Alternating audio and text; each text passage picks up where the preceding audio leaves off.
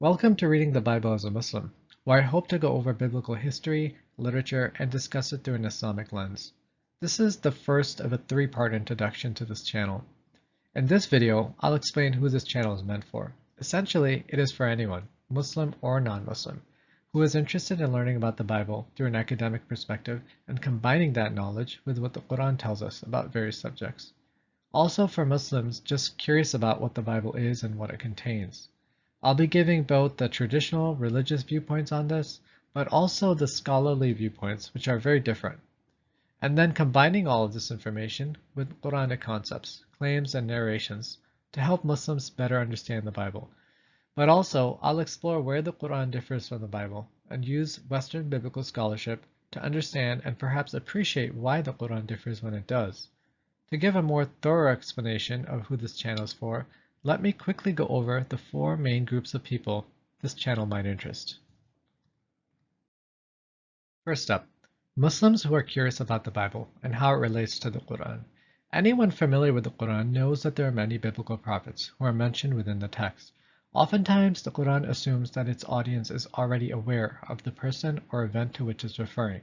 For example, Ilyas, that is Elijah, or Samuel, a major Jewish prophet who is mentioned but remains unnamed in the Quran, or Ayub, that is Job, who just like Samuel has an entire book dedicated to him in the Hebrew Bible, or even what is a Messiah.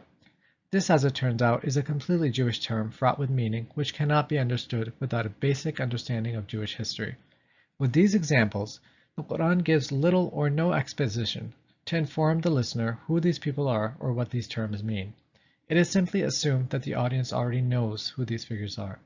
As Muslims, we're at a disadvantage when we don't know what the Quran assumes we should know. So let's take a crash course through the Bible and fill in our gaps in knowledge. 2. Any Muslim who has read some or all of the Bible and come away perplexed by its portrayal of God and of the differences it has with the Quran. When the Quran says we are to believe in, quote, that which has been revealed to you, Muhammad, and that which was revealed before you, end quote, what exactly is that referring to? Which parts of the Bible are Muslims to understand as divinely inspired? All of it, or none of it, or something in between? This has been and continues to be a much debated question within the Muslim world. But in order to take part in this discussion, we as Muslims need to be better read on the Bible and the history of both Judaism and Christianity. There is a lot of fascinating discussion to be had here, and by exploring this topic, there is a lot to be gained as Muslims. 3. For anyone, Muslim or non-Muslim, who is interested to know what we can learn about the Bible from a historical and academic perspective. Modern biblical scholarship has been a rich field of study within the Western world for the past 150 years or so. It has used textual criticism, linguistics, archaeology, and many other tools to uncover the world behind the Bible, such as who wrote it, when they wrote it, and specifically why they wrote what they did. The Bible, as it turns out, is a composite text with numerous authors and editors. At times, these authors can even have completely different views from one another on the same subject.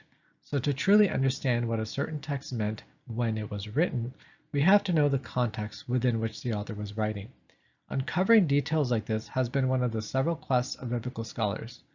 As the esteemed theologian, author, priest, and biblical scholar John Barton puts it, quote, the Bible is an important source of religious insight, provided it is read in its original context and against the conditions prevailing when it was written.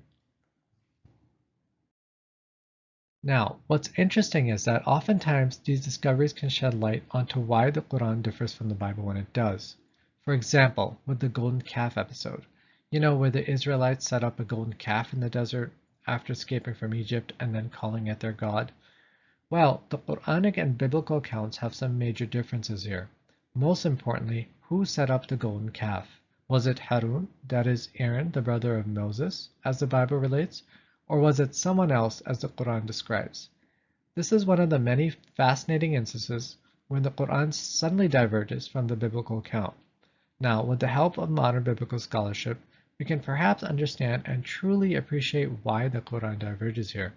As it turns out, there is a very good reason why the biblical account blames Aaron, and it has to do with the political realities of the world within which the Bible was composed. I'll explain that as we go through the history of ancient Israel. and learn about the authorship of the Bible. But what's amazing is that the Quran doesn't follow this narrative. And to truly appreciate that, we have to learn how the Bible was written. It's a great case study of how the Quran can be used to reconstruct what might have been the original narrative. 4. For non-Muslims who are interested in how Islam and the Quran relate to the Bible, Judaism, and Christianity.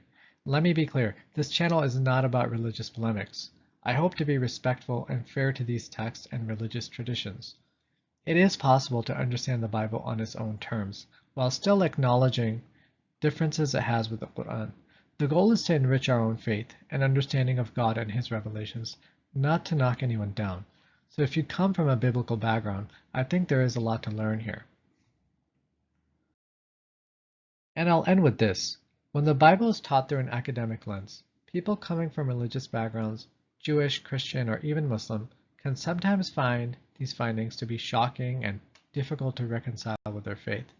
Oftentimes in academia, biblical accounts end up being deemed as completely unhistorical, invented, and nothing more than myths. One of the goals I hope to achieve here is to show how supplementing academic findings with the Quran can sometimes solve these issues.